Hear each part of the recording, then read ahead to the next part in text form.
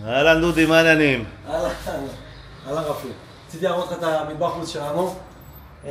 נסביר עליו ככה בקצרה ממש.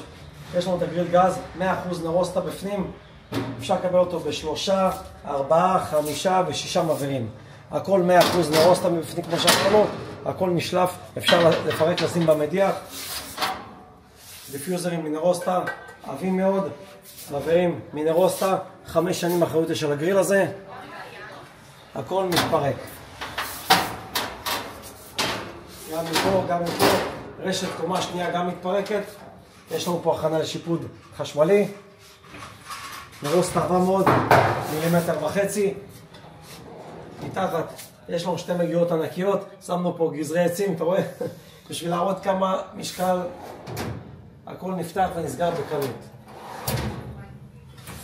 אחר כך יש לנו עוד שלישיית מגירות מאוד מאוד נוחה, עם הכנה למזלגות, סכו"ם, כל מה שרוצים, כל הכלים לגריל.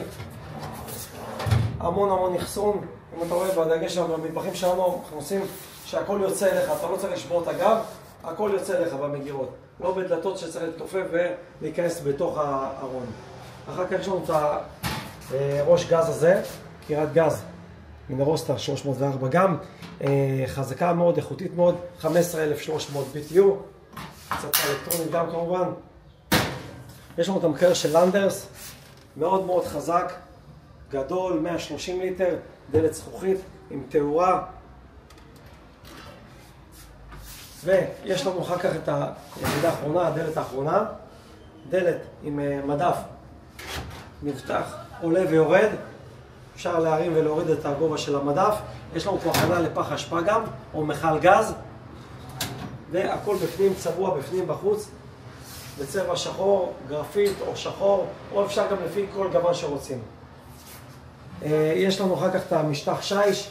שיש, אנחנו עובדים עם מסקלה, 10 שנים אחריות. לא סופג, לא דועה, לא מקבל שריטות. התקנה של הקיור, כמובן התקנה 0. יש לנו את הקיור נרוסטה גם. והגב האחורי גם, זה גב שאנחנו צובעים אותו מנרוסטה גם 304, לפי כל גוון רעל שהלקוח ירצה.